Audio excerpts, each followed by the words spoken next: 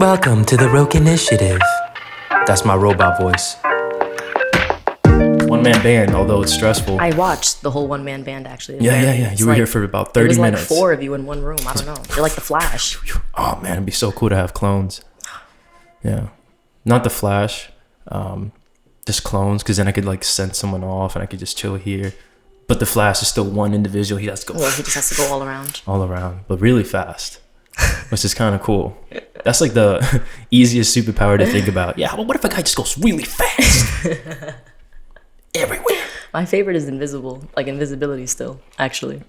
Did you see that movie, The Invisible Man? Yes, I did. I thought that was so cool. It's on my list. Well, you haven't seen it. Mm-mm. What's wrong with you? It's been out for like years. Many things Many are wrong things with me. are wrong with you, yes. I agree. It's been out for a while. It's been out for so long. It's so good. That actress is amazing. She's one of my favorites. She was in Handmaid's Tale, and she just, oh my god. She's really cool. She's really great. Cool. She's in Mad Men too. It's one of my favorite shows. She's in Mad Men. One of my favorite shows. Oh yeah, it's very interesting. It takes place like 1950s, so it's about these ad men. They're already pretty up there and successful, so it kind of follows their like trajectory, specifically this guy Don Draper, and kind of like what he does in his career, how he pitches ideas, his confidence, but also like the destructive part in his life. And the cool thing about the show is that it flips. Like 1950s, 1960s, women were shit. In the show, it's like they were treated like shit, and they men thought that's what women were, kind of like secretary or whatever. It's like, keep your ideas to yourself or stay quiet or whatever. But then slowly the show kind of shows the feminist movement happening, and then women kind of coming to power. So in the show, that actress, she went from being like a secretary to like one of the main ad men, and like at the end, I didn't see the end, but towards the finishing end, being in like pretty highly successful individual. You know, I love her. She's so badass. She's badass, and in the shows she's badass too. So she knows how to pick these roles. I feel like she's badass in real life. I feel like she's gotta be. When people cast actors in movies and stuff, I feel like there's some part of their personality that fits it. You know, maybe that's just me. But. No, 100%. Like I feel like Will Smith is like maybe a hero in real life. He always plays the hero, you know. So I feel like in real life, I mean, you see his vlogs. He's like a cool ass, chill dude that just drops these, pieces of wisdom. I had a dream once of Will Smith coming into my window at night. It starts off weird, right? Yeah, but it's pretty weird. He like comes in and he's like, "Where's your father?" And I'm like, "He's asleep." And like him and my dad, he goes and gets my dad, and they like jump out of the window together and go and like do whatever they have to do. But he's wearing like a full like military issued like armor. I don't know what to take from that dream. But Wait, so he climbed into your window and he asked for your father, and then he hung out with your dad? They like jumped out the window together. But like my dad like suited up. That's weird. Dreams are supposed to have things maybe you could take away from, That one, no. That one is more just like... A lot of my dreams, I feel like there's not much I can take from them. But that's kind of cool too, where it's more just random, just fun scenes. Although it's kind of weird at first. Will Smith, I just picture him like, hey. No, he like swung he swung it. Oh, I thought he was like crouched like on the windowsill, and he's like, "Where's your father?" And I'm like, "He's in sleep." Well, he's asleep, not in sleep. Yeah. In sleep. Yes. You could be in sleep. Anyway, sorry. So Dakota, just tell us a bit about what you do now, I guess. What I do. What I do. I know you do. I do a plethora of things. A bit of everything. A little bit. I like to dabble. Dip my toes in various waters. It's my favorite thing to tell people. But as of right now, I've been getting into creative direction. I started off, I started modeling first, and then with the help of you, actually, when I was like 17, when we were working together, you were like, "Hey, you want to shoot?" And I was like, "Oh my god, I get to be in a picture. Oh my god." Yeah, Clearport, right? No, actually, before that, we went to Chinatown, and it was cold as hell. Yes. And okay. I remember that. Yes, I remember that. Yes. I remember because it was cold. I kept taking my coat off so that you could get the picture. Yeah. We were looking for neon signs and the colorful. I still have parts those pictures up on my Instagram. They're terrible. They're pretty bad. Like early on, it's good to get that practice. Yeah, it's very amateur, but it's fun. You find that person to collaborate with, and essentially grow together. But you got it. Fucking shoot first. That was my first time doing anything creative. I guess when I was little, I used to be into like drawing, painting.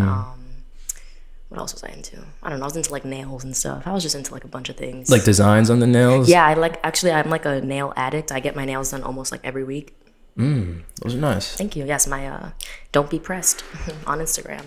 Don't Shout Be out. Pressed? Yeah. Nice. That's a good name. It is, right? Yeah, it's a really good name. But yeah, so circling back. Yes, so I did my first shoot with you when I was like 17 years old, and that kind of like ignited the fire of creativity inside me, I should say. Oh, what an honor. What an honor. I'm blushing. But yeah, after that, then I did my second shoot with you at the Clearport, and that was bad. I was like very stiff and awkward. Yeah.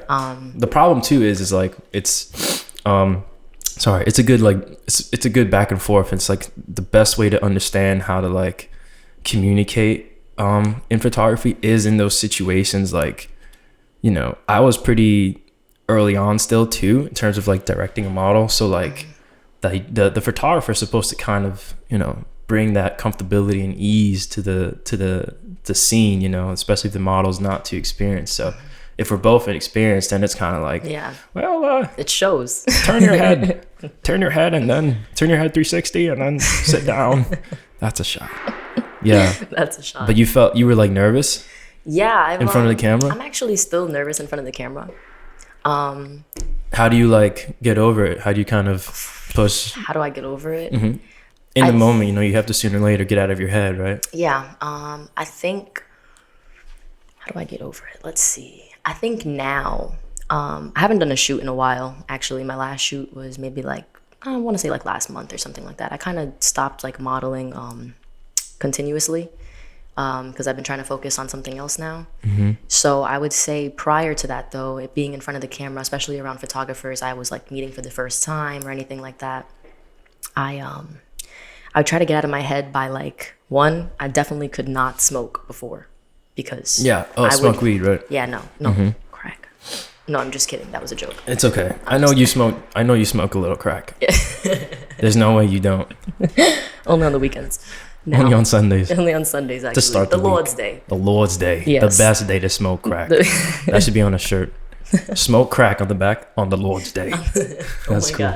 God. Blasphemy. Blasphemy. Anyway, sorry. Religious folk. Oh, yes. Apologize. Nah, don't fuck the apologies.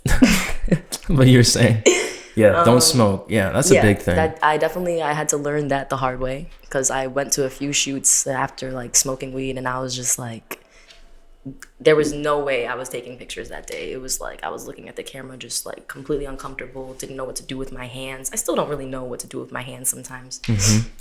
But the best way I learned to get out of my head is I just have to talk. I'm one of those people that like over talks when I'm nervous. So when I meet somebody, like especially a photographer and it's our first time shooting, I'm just like full in-depth conversation. I need to get to know them so that I can be comfortable enough to like look at the camera and be like photogenic. All right. Oh, sorry. No, I hear you. But yeah, like, you know what I mean? Like, for example, I shot with somebody maybe like a few months ago and he's like, yeah, like a little bit like, you know, give me like a sexy face. And I'm like, sexy face? I don't know what the fuck a sexy face is. What is that? Yeah, what is a sexy face, you know? And I'm like, maybe like something like this. Actually, that was good. That was like, yes. Like looking down and maybe it's like a lazy eye. It's like I do a little eyebrow raise. And like, that's hot. I get it in there. Yeah. The eyebrow raise does it. The eyebrow raise. It's like completely like overextended. You look like you're questioning me. Like, I don't think you trust what you're saying. Yeah. But very general sort of direction. Be sexy. Be sexy. And it's like, how? You know? Yeah, I think it was more of like I just had to start having conversations with them prior, not just dive into the shoot because then like you're gonna tell me to do something and I'm gonna like feel kind of like uncomfortable. I'd rather feel comfortable with people. So I got into creative direction recently, and I think I like it a lot more being behind the scenes because I've always been interested in how things work, like how production works behind the scenes and then seeing the outcome. Like, you know, it's like on Twitter lately, it's been a popular trend, like the setup versus the shot. Yeah. And I don't know, have you seen that? Well, yeah, that's on Instagram too. It's pretty common sort of great content to share, engaging stuff because it is cool where you see like, like the the lights and like what the photographer is doing model, and it's like, you know, really behind everything. Yeah. And then you see the shot, the outcome. It's like, whoa, this is damn. amazing. Yeah, I mean, you know, it depends on the photographer too. Well, you could be like, still dope setup, fucking shoots into the photo. It's like the worst looking composition too, and like looks terrible. But for the most part, yeah, I've seen that stuff. It's pretty cool. So that kind of, is that some of the stuff that intrigued you to jump into it as a? What intrigued me to get into it actually? So, one day I was just at my friend's house and we were talking about like photo shoots and stuff, and she was asking me like, oh, like when are you gonna get back into modeling? Because I took like a pretty like long break, and I was like, I don't really think I want to get back into modeling. And she's like, well, what are you gonna do? And I'm like, I think I want to like set up photo shoots. Like, not to say I've never done an exciting photo shoot, because I've always had fun on the shoot days, but I just feel like when people have their own ideas and they see it a certain way, sometimes I feel like I can do more than just this, you know, like I can do something with props and be a good model for that, and kind of like expand my regions and everything. But nobody was really giving me that opportunity at the time. So I felt like I'm going to take matters into my own hands, and I'm going to set up the shoots, but not for myself, but for other people. And I'm working on a project right now where I'm selecting like models and stuff like that, so I can like put them into my vision. And I'm actually like renting out like spaces for a few hours, so I can get the shots. Where do you rent out on? I use PeerSpace. PeerSpace is like me and PeerSpace handshake. Two peas in a pod. Yes. I love PeerSpace too. Yeah. PeerSpace is cool. You know, you put like a mood or something that you're looking for, and Exactly. they deliver a lot of different options. Good price points too. You can figure they do, out. actually. Sometimes it gets steep, but that's just like the difference between, I guess, like if you want to do something kind of easier and smaller, you know, they have those spaces, or like something extravagant for like 3 hours, you know, it's like 200 an hour or something, but you get like this beautiful fucking you get this amazing space, massive and like, space, you know what, it's worth it. I actually never knew how much money would be put into it until I started. But I don't regret that, and I'm not mad about it. I'm actually like, I'd rather blow all my money, my stimmy. I'd rather blow my stimmy. I'd rather blow all my money on my passion and something that I feel like is going to be relevant in 5 years to me still, as opposed to spending money on getting photo shoots done of myself. And it's something that that's gonna die out the interest, like for me, you know what I mean? So I've been getting into creative direction, working on projects, trying to hold myself accountable of doing at least one every month, and also offering to creatively direct for other people as well. Just to try to, like, you know, get some practice and see if I can adhere to other people's demands, making sure that when I'm ready to create a business for it, that I'll be ready to actually like sit down with somebody, and let's say you had an idea about a shoot you wanted to do, but you have no idea what you want besides the fact that you know you want it to be in the park or something, right? Then at least like I would have the not the experience, that's not the word I want to use, but I'd be able, let's just cut it, you know, I'd be able to kind of like give you everything that you want, and like give you a mood board and ask you like, you know, like, do you like this? Do you like this? Do you like this? Have like 3 separate boards. You would just bring like the structure. You would bring like the process over to the person, whoever's interested. Shortening it, yes. No, definitely. Yeah, it's cool. I think it's interesting that because they do say this too about directors that were like previously actors. Like, it's good to know the world in front of the camera and like know what those like thought processes are in front of the camera, and like listening to direction and just being like in that situation, and then going behind the scenes. Specifically with acting, directing too, it's like, you know how to talk to actors better, you know. So I've never really acted. I've just like done stuff on my own end or for friends or whatever. But a bit of that experience does help with communication, you know, to your cast. So I think like the modeling, did you see that too, where the modeling helped travel into the creative direction? Definitely, because so with modeling, I can't see myself. You know what I mean? Like, you're taking a picture of me. I can't see what I look like in the it's a lot of trust. And I can't see, like, if a hair is out of the way, like, you know, like, and, like, what's going on, really. Like, what if my chain is, like, over here or something? So, granted, the photographer should also tell you that. But besides that point, I can't see myself, so I don't know if what I'm doing looks as good as I see it in my head. So I feel like with creative direction, I'm, like, people are putting the trust in the fact that I'm there telling them what to do. because I can see what's going on. You know what I mean? I love it. I love it a lot so far, and I feel like it's easier for me to position people the way that I see it in my head, because I can see what it looks like on them. Because you know, not everybody, you know, I could do a pose, and somebody a lot shorter than me can do a pose, and it might not look the same for them as it did on me, you know. But it's good because I can see them, and I feel like we have like a mutual trust. Like they see that I'm trying to make sure that they look good, you know what I mean?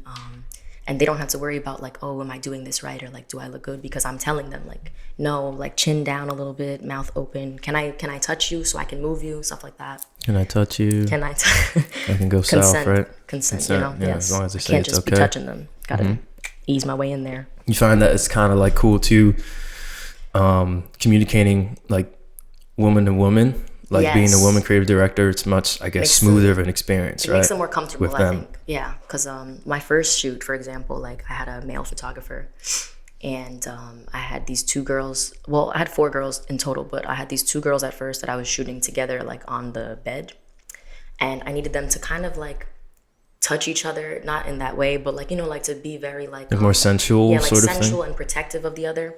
But also, I don't think they met prior to that, like genuinely. So you can kind of see the awkwardness at first, and I'm like, maybe it's because A, they don't really know each other very well, and B, I have a guy next to me taking these pictures, and like, you know, a lot of things happen like with women and like male photographers and stuff. So the fact that I was there, I felt like it was more comfortable. But I told them, I was like, okay, look, you guys don't look like you even like each other. I need you to hug. And they're looking at me like, and I'm like, no, seriously, hug. Like, hug right now.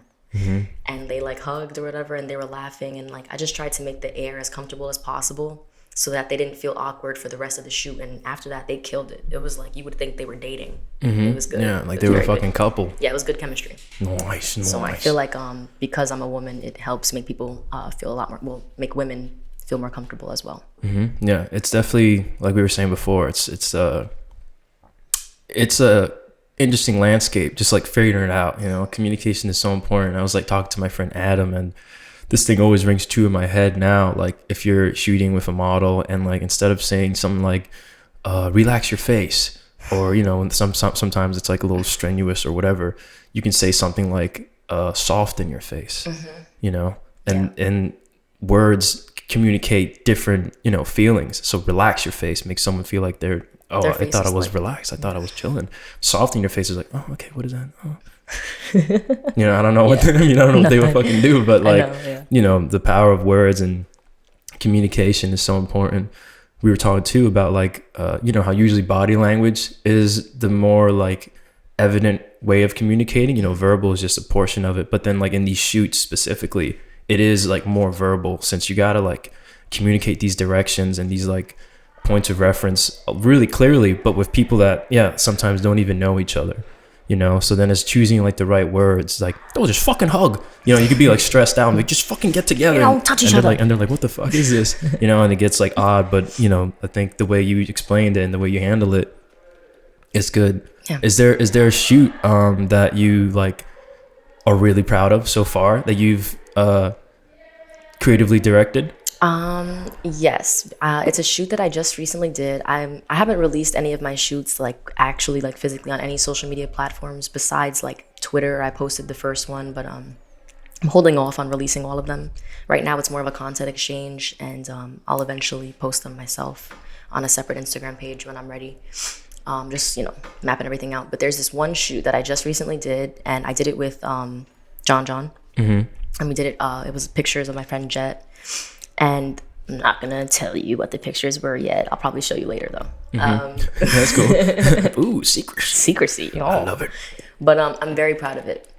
I'm more than proud of it, actually. I think it definitely. Oh, damn. I think from That's the really first proud. one, yes, I'm ecstatic to release. I'm ecstatic for her to release it, and just to eventually release it myself as well. I think it came out really, really good. I think from my first time doing a shoot to like this is only my 1, 2, 3. This is like my fourth shoot. Cool, nice. You're figuring out like handling it. This is only my third for myself personally. I did a shoot for a brand, and Pieces, actually. I don't know if you've heard of it, but it's. I think you showed me too. Okay, yeah. So What was the question again? Oh, I'm proud of it. Yes. Yeah, like a project that. Yeah. So Yeah. you're talking about this project with Jet that Yeah. you can't tell us anything about because it's a secret. It's a super Top secret. It's top secret. It's like nuclear codes, Yes. but it's Jet codes. Oh, Jet codes. That's a cool album name. What's your relationship like with Jet? You're like, my relationship with Jet. Oh my god, don't bring that up. No, I'm just kidding. imagine. Oh shit, We've another been dating secret. this whole time. No, I'm just kidding. Oh damn! No wonder.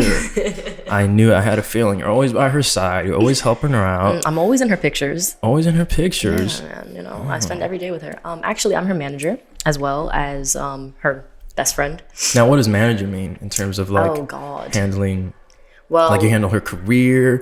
You handle like. handle her Instagram. I would say I semi-handle her career because she handles it herself as well. You know what I mean? sure. It's a little difficult because we're both creatives on two separate paths, but we do work we've been working together since we were 15 years old, actually, with like regular jobs. And like now, like creatively, we like work together too. So like I would say she's something of my muse. I would love to put her in every project, you know what I mean? Or she even helps me on set at my projects too. It, like roles will be reversed and she'll be my assistant kind of thing. That's great. Do you have that relationship with other people too, where you have like, kind of like, I guess maybe close team? A close, I would say, when it comes to a team, I don't think I would say I have a set team necessarily. I would say Just yet. no, not just yet. I know I have friends that I can like rely on and ask them to help me out, and definitely like I would say my friend group in a whole is a team, but we're all on all separate paths. Like everybody's their own creative and doing their own thing. But if somebody needed help, I would be there, and if I needed help, they would be there, like that. But I'd say solidly my team is Jet and I. Because It's cool. Woman power, man. Yeah, we work together on everything. I help her with her music career. She helps me with my creative directing and stuff like that. So, and we're always meeting people with each other or through each other, networking. So I feel like that solidifies what a team is, and it's a 2-man team right now. No, yeah, that's cool. Sometimes you just need that other close person. Like to me, it's Sid. Like Sid and I, yeah. we're a great unit.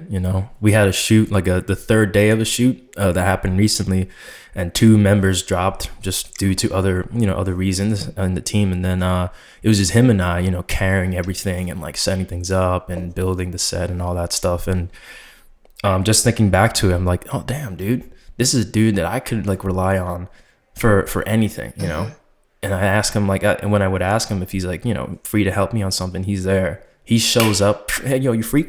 Yes. He says, what's up, bro? I'm fucking here, bro. Let's fucking do it. And same for me too, for him, I think once you build that with somebody, it's hard to like, hard to break that relationship. Yeah, I think I'm happy with that, like having her as somebody I can rely on, and I'm happy that I'm somebody that she can rely on. Definitely. I feel like you're a bit of a control freak, right?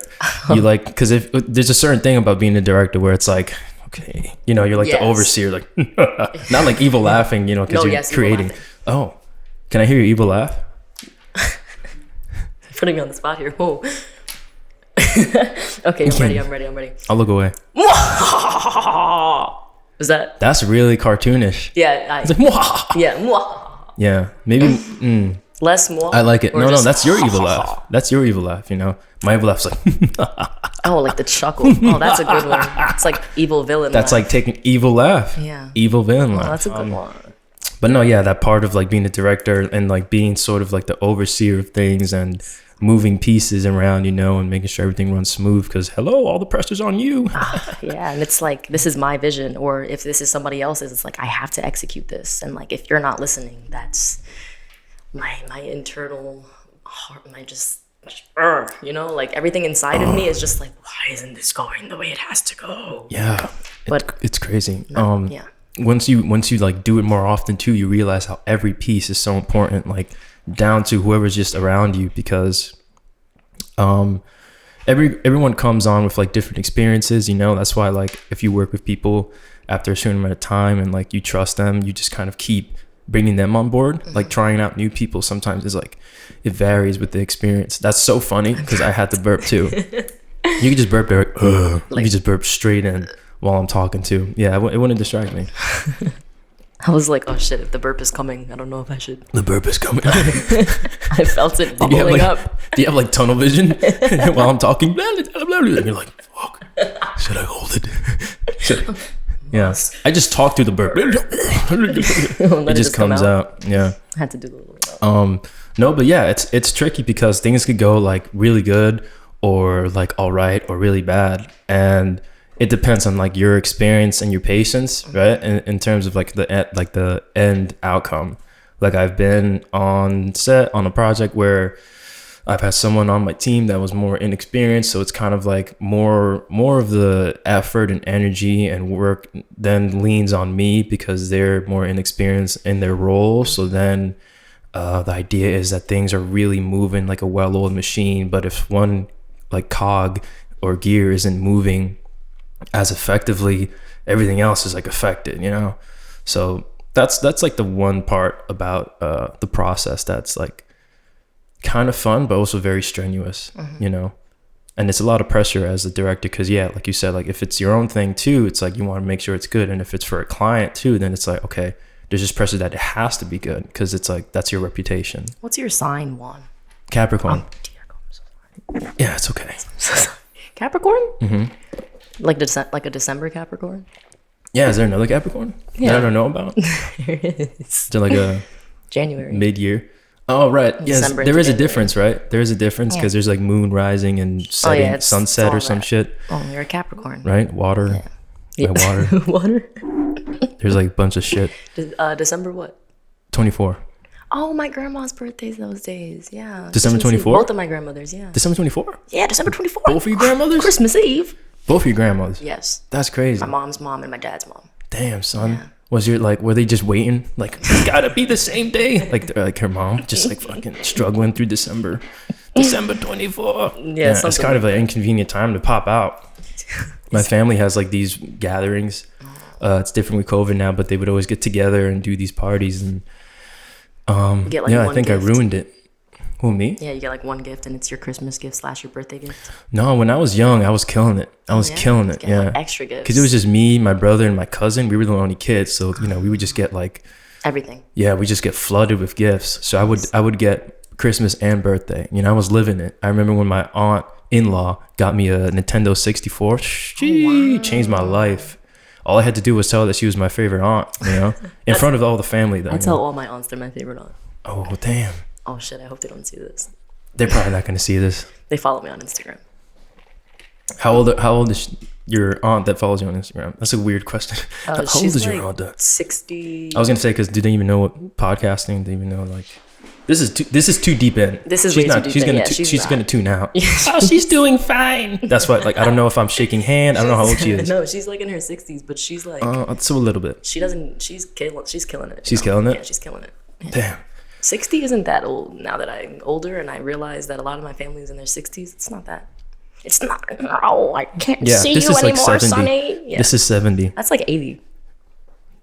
This is 60. No. That's like 70. This is 70-ish. Well, I don't. I disagree.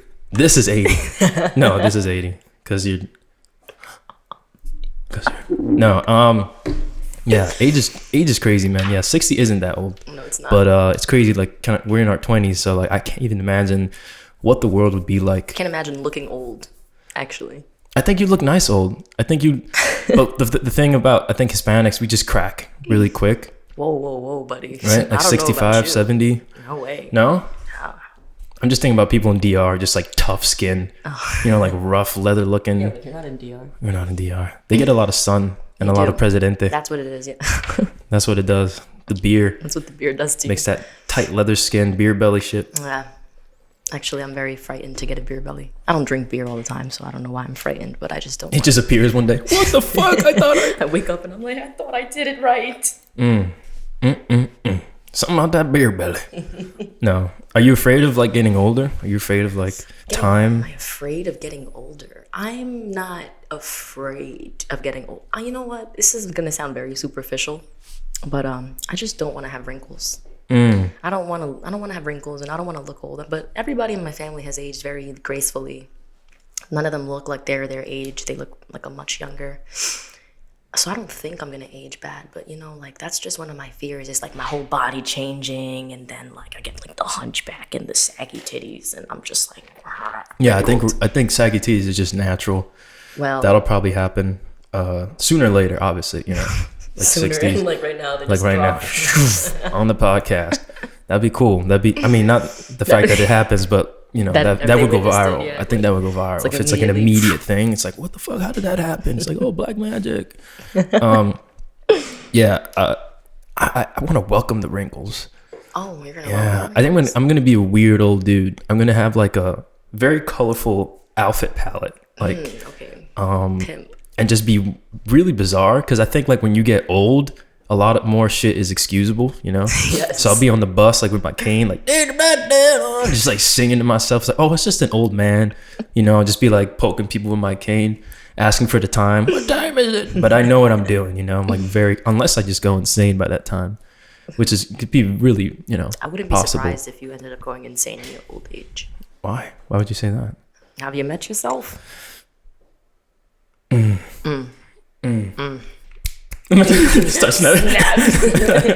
Got him.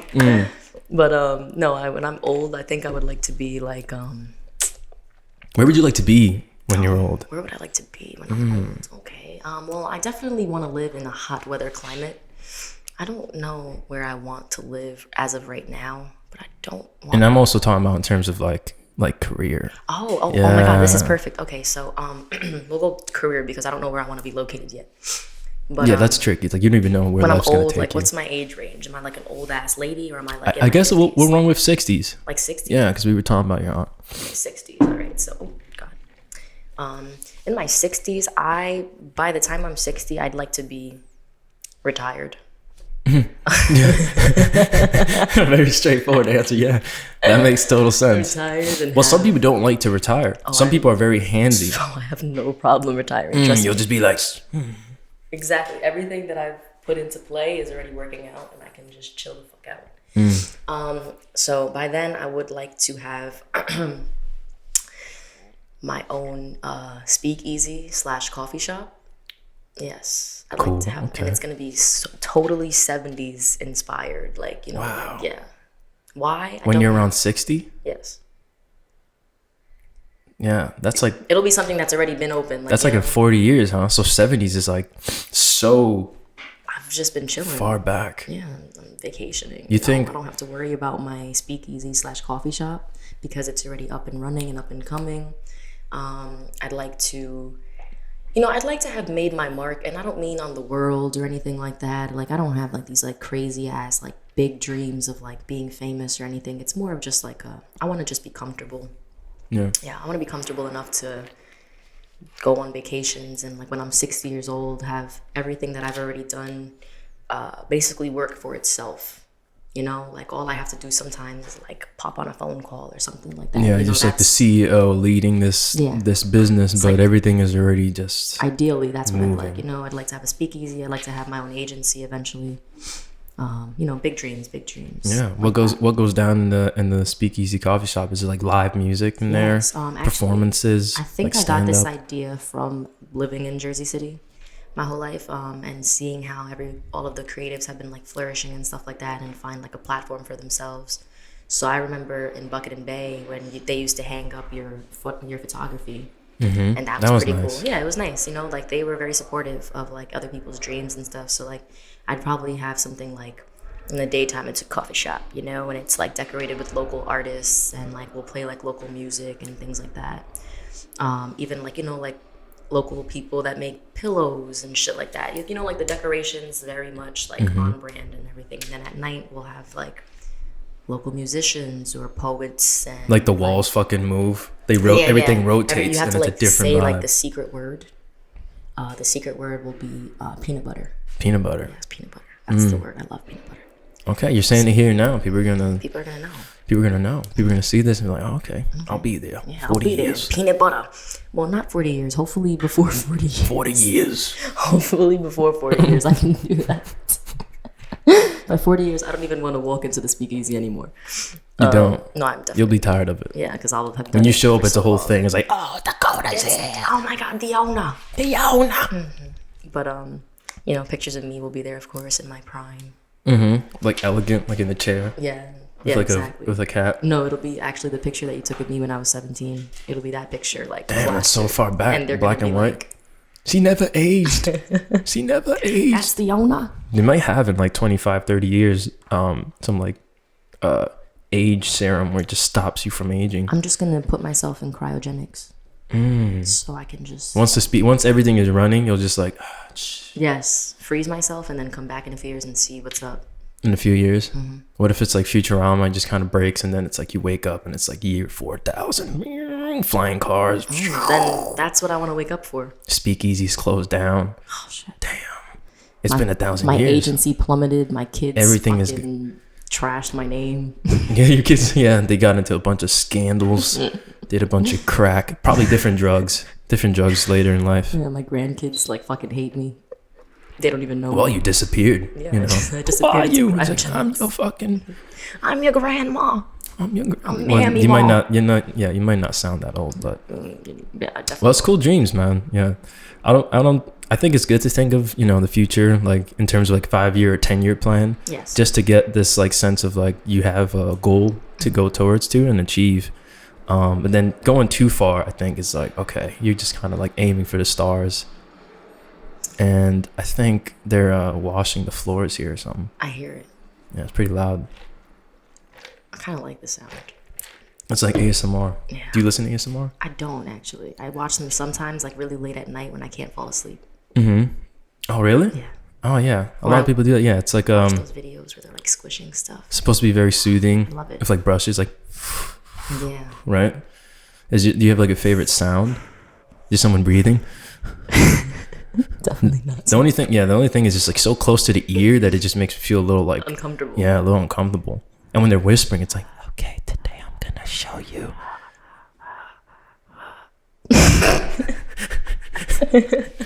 Yeah, I can't do it. Yeah, no. So since it's a different setting, you're laying down in bed. I like the sound of. It's creepy. Oh my god, that's so scary. It's so creepy.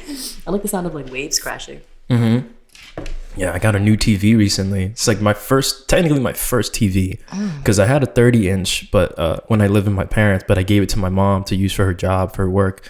So I got a 55-inch, and it's so amazing. I do that at night where I either play like the ocean sounds, or I play like, I'm kind of weird. Like I play like this on YouTube. YouTube is so fucking weird. They have like these 10-hour long videos, and I play like this like space video where it's like the deck, I guess, of a spaceship or something like that, and it's just moving, and then you see the stars coming through you, and then it's like white noise.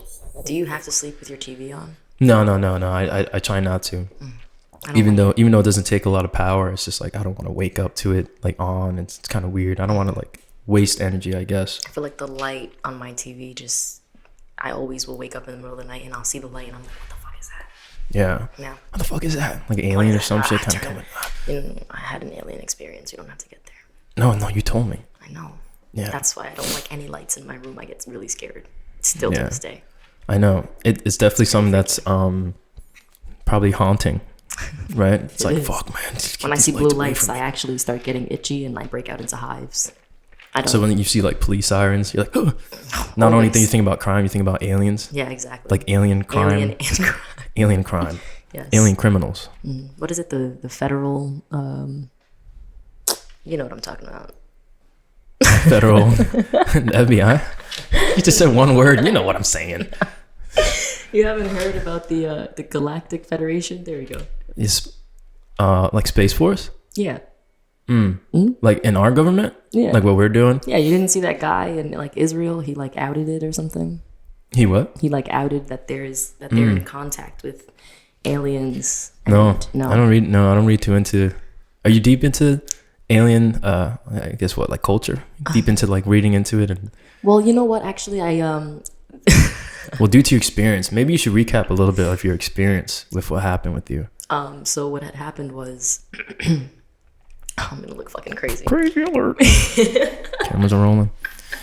All right. I was in bed, and it was 4:00 in the morning, and I was facing my door, and I decided. Well, when I woke up a little bit, and I was like looking around my room, and I turned the other way to face the window, And when I faced the window, my blinds were just slightly open a little bit, and I was able to see outside and saw these blue flashing lights. And I was like, what the fuck? But then I closed my eyes. And then, like, when I closed my eyes, I was like, wait, hold on, what was that? And I opened my eyes again, and I'm looking outside, and it's like blue flashing light again, and then it disappeared, and I'm like, like this, like half awake. What the fuck is going on? And then I saw something big and military-esque outside of my window, and as soon as I saw it, my body went into this like shock, and I just fell back asleep. But then like a few seconds later, I was like, well, maybe like a minute later, whatever.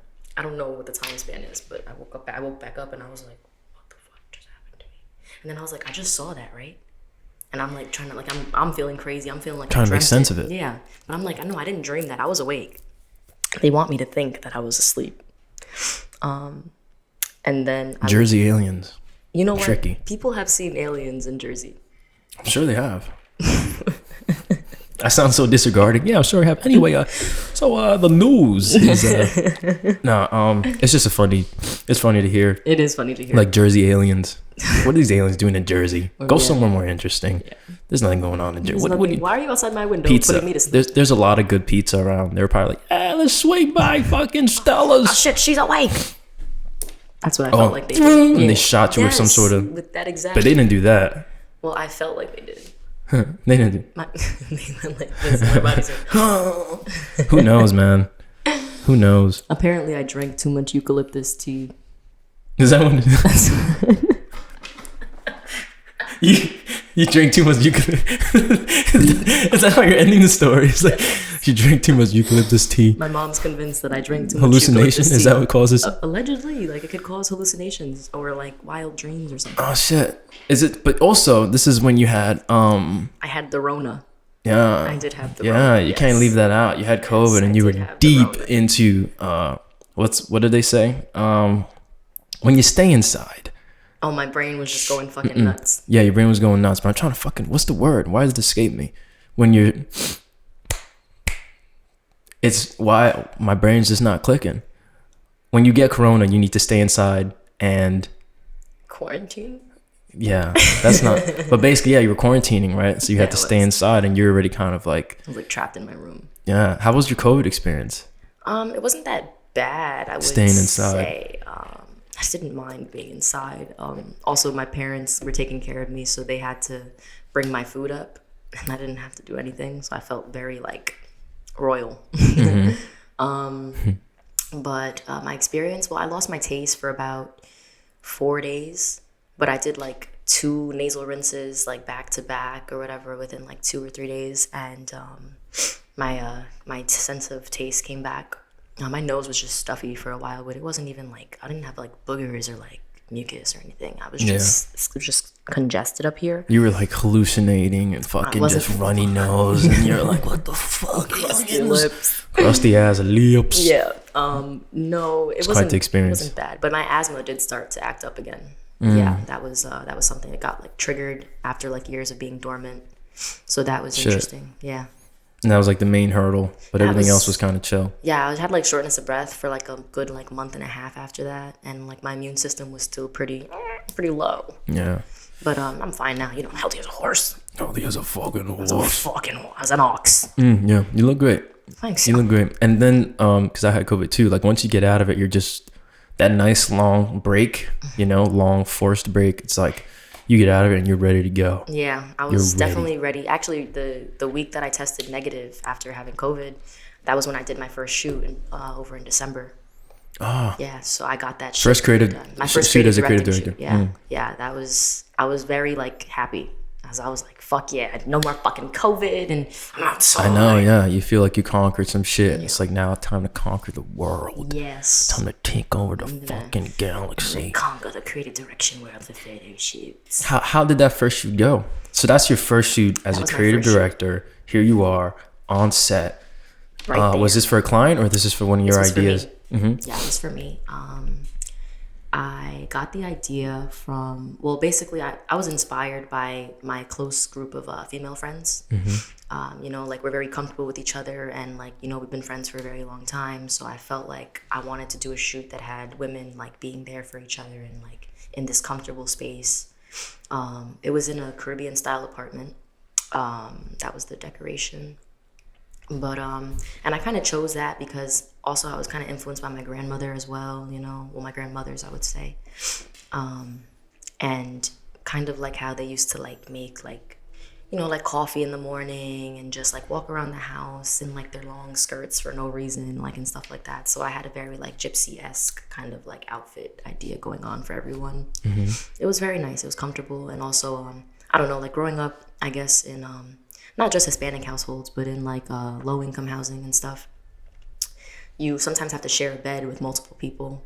So I had I know that. Yeah, it's like one bedroom. It's one bed and it's 4 girls. And I wanted to like kind of show like they all live here and they hang out on the couch together. They hang out in the bed together. They lay in bed together. And it's not like some weird orgy thing. No, it's like a friendship thing of like protectiveness. Yeah, no disclaimer needed. Yeah, it's definitely something that I just have to throw that in there. Yeah, I know. The people jump to conclusions like, that sounds kind of like, okay, she said it wasn't no, okay, all right, Yeah, noted. so no orgy. Noted. Not looking at that then.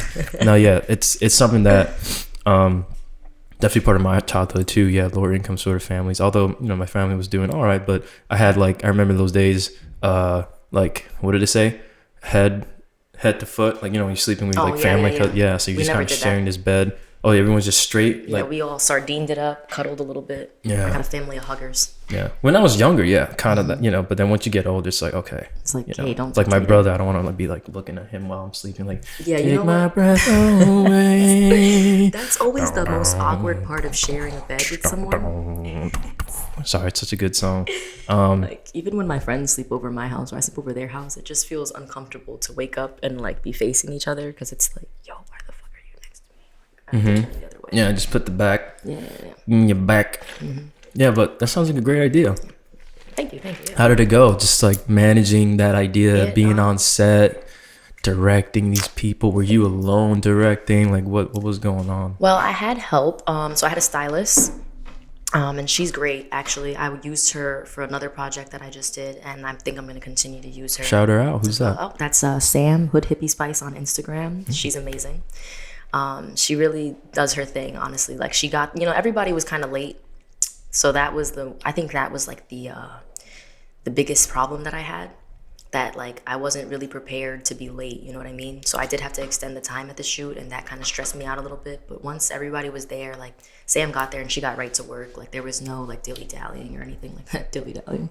Man, you are your grandmother. I don't No dilly-dallying. We went straight into business. The photos were phenomenal. you know, What's another word? Dilly-dallying. dicking around. No. That's more modern. But anyway, sorry. Yes. The models, obviously, like they were there, but they were, you know, there to be directed. One of the models brought her mom, Sayla's beautiful mother. You know, she was there and she helped out as well. You know, we did run into a little problem. There was some old lady that was like complaining about the noise, and Sayla's mom got into full mom mode and was like, "You're not gonna talk to us like that." And I'm like, "Yes, we needed an adult here." Nice. Yeah, you had somebody definitely. to kind of help defend the fort. I was just gonna close the door in her face and like ignore her, but you know, whatever. Yeah, that's one way to do it. Yeah. Comes back with an axe. Bitch, close the door on me.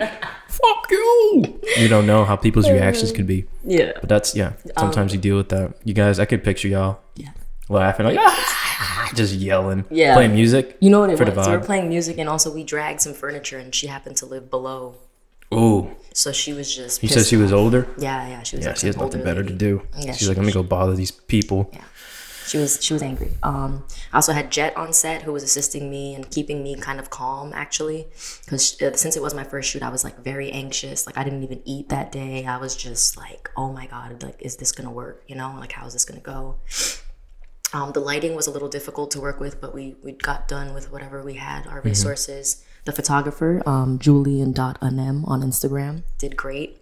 He's up and coming right now, and he normally shoots for his brand, which is Bits on Instagram. Bits. Yes, before I turned 70. And actually, another friend of mine who actually started the brand as well. I don't know your Instagram name. I think it's not Ant.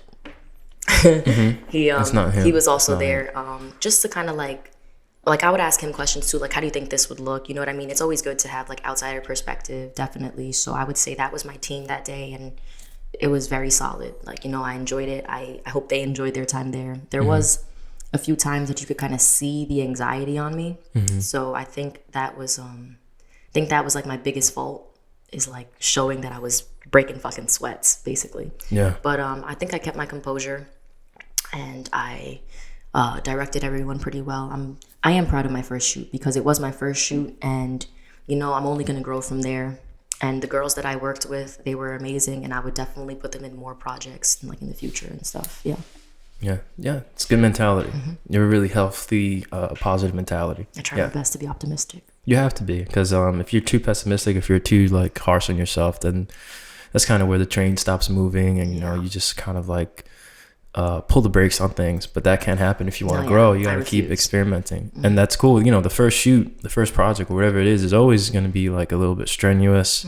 You're figuring out a lot of things, because it's like more now hands-on. Now it's like, okay, whatever you experienced prior, you're bringing that like modeling experience, like those conversations, whatever, you're bringing that in. But now it's the first time, right, where you're kind of like directing these people, managing all these different personalities, understanding time, managing time, and then like little things that pop up, like the lady underneath kind of knocking and wasting people's time.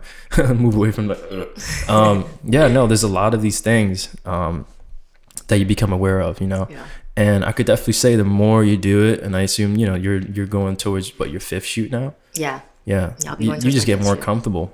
Yeah, I'm actually I'm working on one. It'll most likely happen in April when I come back from seeing my family, but I'm working on another one, and I feel like that one's gonna be it's gonna show the progress. You know what I mean? I feel like every shoot I've done has definitely shown progress. And you're just gonna be walking around like your belly's out, like you know, hanging over my jeans with a trucker hat, and I'm just like, you're doing good. Kiss him. Yeah, I like that. Kiss him on the mouth over there. You know what I'm talking about? You just get more casual. You can just walk away. Get super relaxed. I leave sometimes and I come back. You leave, you come back. You have like a bottle of whiskey. You're like passed out on the floor. You just have their assistant now, just directing. Yes. Why are you an alcoholic in this scene? I don't know. But yeah, definitely you get more comfortable. Like I remember when I would direct, I directed like this music video for Lumi D, Sleigh Ride. I remember this, yeah. It's like a Christmas music video, and at the time it was a pretty big project for me, because you know, like it's this concept that required like a lot of different shots and a lot of different set building, but it was like an 8-hour limit sort of, and it was like a small team. So just directing everybody, and like it's important that you don't showcase too much weakness in terms of like anxiety or anxiousness or like whatever, right? So you know, that awareness was kind of there already, but there's also like an impatience, and there's like sometimes when things go south, like maybe you lose something or whatever, it's like it's just knowing to stay level-headed, because that day I kind of snapped at one of my own people, like my own crew member, and it was actually Sid who just like put me back in my place, because it was his brother. It was his brother who I snapped at, and I snapped because I was like looking for something, and I was like already tired and anxious, and I was like, you know, and I let that come out in a really bad way, you know. So Sid kind of like being my friend, you know, putting me in my place, and like made me realize like, okay, you know, if you're a director, there's a lot of things on you and a lot of pressure on you, not just with the production, but how you handle all these relationships. So if you want things to like always be in like a positive like family sort of vibe, you need to approach it that way, and you have to always remain aware of that, you know, to not like let your anxieties or impatience or whatever trickle out. And that comes through a lot of experience though, you know, like sooner or later you'll get hit so much that like you'll just take these hits and you'll be like, whatever, man. It's like a boxing match where you just you know how to jab and you know how to take the hits. I've actually seen you on set before, and I saw the little bit of frustration, and it was like, oh shit, when was that? Serious. It was like a little over the summertime, I'd say. Was that when we were It was for that short film. Mm. Yeah. Yeah, the Meadows, right? Yeah, there we go, the Meadows. Yeah, I was an AD. I was Yeah, assistant there we go. director And for I kind of 90. saw the little bit of like frustration that you had. It was like getting like closer to the time we had to leave, and you were just like, okay, let's get back to work. Let's get back to work. And I was like, Yeah. oh, so this is So there's different like roles of intensity. Like if you're an AD, you have to kind of be like an asshole. You know, director, it's like you manage so much, and the AD is like your right hand person who's supposed to like help basically keep the production also sort of structured and on their shoulders. But they're more of like the person's like, okay, we have to do this certain time. We have to get this shot. Come on, guys, let's get back to it. So you have to kind of be an asshole in that role, but also be like the chill, you know, understanding person. Like, oh, you know, like talking to the cast and like telling them like, oh, this is what's going on. Like, how you feeling? Da, da, da. So it's like a balance of like almost like a principle. You know, you have to like bring down, like you have to break the law and bring down the rules. You know, but then also you have to be like the friendly person. So it's like only slightly different from like the director who's kind of like more talking with DP and like cast, but then AD's like running around doing everything else, you know. So it's pretty exhausting role where you manage a lot of the timing, you know. Yeah, and that was early on too, where I definitely let like my personal feelings sometimes interrupt things, and you know, everyone has a different journey of growth. So it's like I feel like for me, I always learned the hard way, you know? So it's like I experienced these things, and then like I learned after, boom, directly. No, I learned like directly after the process or after the conversation, post, whatever, with the team or whatever. It's like knowing what I did right and wrong, you know? By now, it's kind of like I know what I'm doing, and if something goes wrong, like a project that I'm wrapping up now, like one of the main locations, this bar was a lot tighter than like my team and I anticipated.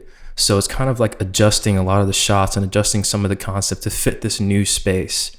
And you know, it was like a party vibe. So like all these extras are coming in, so it's kind of like making sure these extras are on time. And like the AD at the time wasn't like the best experienced individual. So like I had to manage some of these things by myself, you know, like, you know, an AD is good when, you know, when you see him. Like my friend Catriona, she's really great AD. She's like by my side all the time. That's like key. It's like by my side. What do we need to do? And or you know, she's like running around. You got to like get these things done, or paying attention to the shot list and helping check them off. And it's like kind of checking what's the next most important shot. Maybe, you know, the one that takes the most time, and like adjusting those things to fit the schedule. It's like that's like a prime AD. They're supposed to be doing these things. But like the change of location and changing the concept like was pretty stressful, because now it's like, okay, we have to be like sort of tighter, and not all the extras appeared, so it's like managing all these changes in the moment. But you know, with my team that's like kind of reoccurring, it's like you could just naturally take and like adapt to these things a lot better, you know, after a lot of different experiences. So like by now I feel like I can take any changes and kind of chill and adapt to it. It's like, it is what it is, you know. That's like one of my mottos on set. Like, shit happens, it is what it is, you adapt. Because if you don't adapt, you know, and if you don't like get things done, you're just wasting time, like stressing out and like talking to yourself like, oh, this is a mess, you know. You walk away and like you sit down or some shit and contemplate your life, and you know, all that kind of wastes time. So it's kind of like staying in that role, staying in that mentality. But yeah, I've done a lot of different projects, so I feel like the more you do, you know, you're just getting bigger and bigger to the point where sooner or later you're like fucking Hulk. In your case, like She-Hulk, right? Cause no, I'm the Hulk. The Hulk. Okay. You could be the Hulk. I don't want to be the She-Hulk. You're the I want Hulk. to be the Hulk. Yeah. Why did they make? She-Hulk is like, I don't even know She-Hulk's story. I don't know. I guess it's just like, let's just make a female version of the Hulk, right? To be inclusive. To be inclusive. There's no female Spider-Man. There is a Spider-Woman. Huh? There's not a Spider-Woman? Black Widow, technically. Oh, well, Black Widow's like, not really a Spider. She's more of like, meow. That's like a cat. Oh, what the hell? I'm mixing up my fucking heroes and shit. Is she a hero? She is. She's in the Avengers, but she wasn't a hero at first, I think. She wasn't. I don't think she was a hero at first either. Yeah, she like worked for the Gov. Yeah. Good old America. Yeah. Black Widow's cool as fuck. Scarlett Johansson. Oh yeah. Right, played. Fine ass. Oh, No, for sure. Okay, I was agree. like, I just wait, didn't are we expect that. Yeah, no. I didn't expect No, that. Yeah. I was talking more about like her fighting skills, Oh, and her yeah, talent, no, you know, of and her course, yeah, strength as a woman, That's and what like I meant too. Her fine ass fighting skills. fine ass. She does has a nice ass though. Yeah, she, Just end note. don't sexualize her. Huh? Well, somebody else brought that ass up, not me. Did you watch the Avengers too? Did you watch like the Marvel movies? I did actually. I know I cried. I'm not gonna lie. Man, what? I cried at the end when Iron Man died. Oh man, yeah. I was in tears, and then they showed his daughter. It was his daughter, right? In Endgame. Yeah.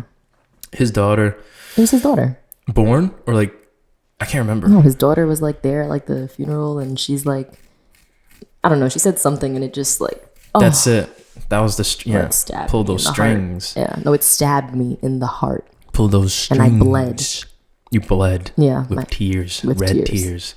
Yes. Damn, that's intense. I can't remember that. I can't remember that exactly, but I do remember a lot of the movie. Briefly in my head right now. Did you watch it like several times? I watched it twice in theaters. In theaters, yeah, that's a good theater experience. Have you gone to the theaters recently at all? No, I haven't. I didn't even know they were open again. Actually. Yeah, they're struggling.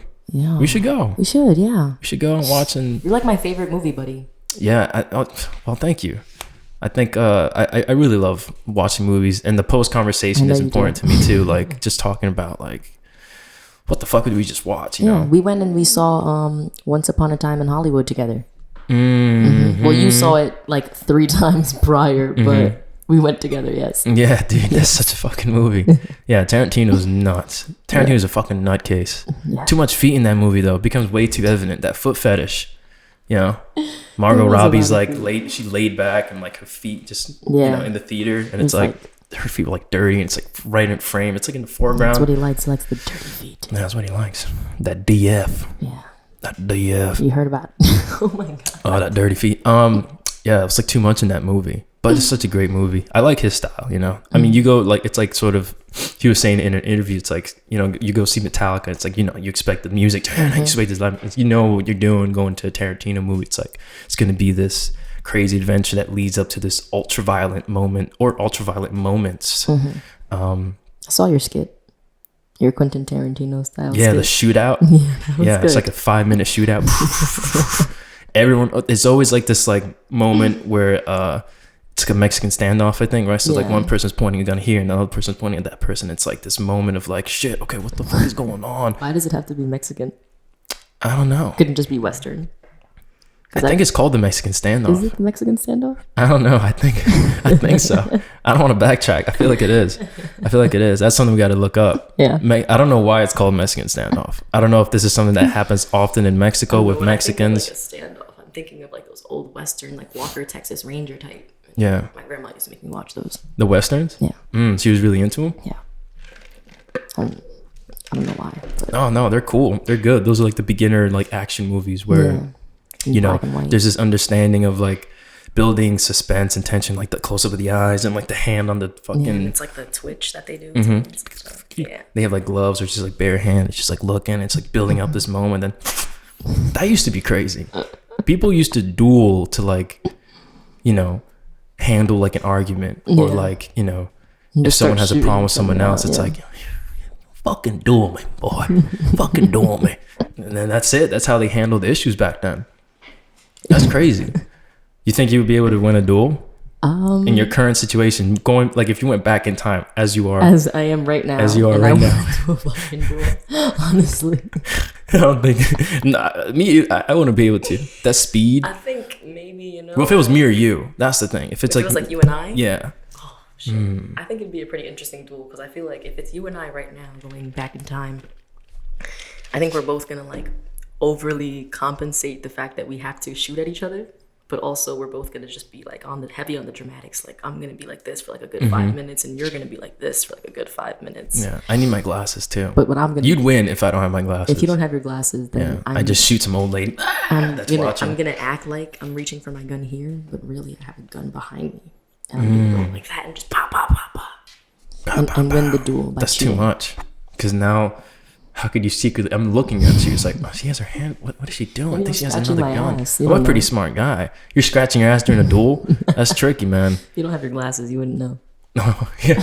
Well, I could see this. I could see that arm behind the hand. Yeah. We only have one arm. I don't know why I don't know why we would be dueling, but it is crazy to think that that's what he did back then to handle like an argument. Why would we be dueling? You told me my accent was trash. I told you you're creative directing. Oh, it was bad. Oh, damn. Oh my God. That's just an insult, though. Would you do? Oh, yeah. If for insults, it's like, fuck you, do me. Yeah, for insults, you're just trying to kill me. You're just trying to eliminate the competition. Taking over. I'm the best director here. Just kill a bunch of directors. If you're the only director, you are the best. Exactly. Kill every single one of them. Is that how you're going to handle this? Exactly. Did you poison my fucking coffee? I did. You're going to feel it soon. It's Wolfsbane. And that's the Dakota Initiative. And the fucking she takes over. That's cool. That's actually a funny way to end. Oh yeah, it would be. But now we're doing 2 more hours. Just kidding. 38 hours later. Yeah. When did we start? Around like 12ish, I want to say. Cool. Yeah. You have a lot of editing to do. Yeah, it's not too much. It's quick. Oh, it's like not?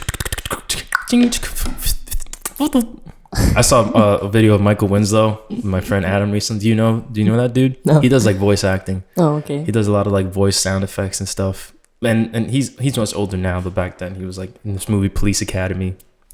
And yeah, he's just like a dude who can do a lot of different sounds with his. You just did that though. Yeah, but he could do like police sound, like super Are you eerie coming good. for his job? Are you coming for his job? Let me hear the police siren go. Do the police siren. Woo! That was horrible. That was like a saw. Hang on. No, I'm not gonna try. I can't do it. I can't do it. Sounds like a wind blower. That's it disappearing. It just slowly got quieter. Okay, I'm not doing this because now like people are like, what happened to this podcast? I thought it was good. I thought they were talking about stuff, but now I'm seeing a Now bunch it's of just police sound sirens. effects. Yeah. Coda, Actually, thank you for coming on. Coda, Sorry. get out. This is done. I'm finished. JK, thank you for coming on board. It's fun talking to you. Likewise. Yeah, we talked about a lot of interesting shit. You have anything to share? Any final notes? Where can people find you? Oh, you can find me on Instagram at Dakota.Jane. And also, I will be starting up my tooth gem business sometime in late April. And we didn't even touch on that. the gem, it's fine. Now they know. It's fine. The my gems page is gem, GEM.mommy, MAMI. I was going to spell it with a J. By accident.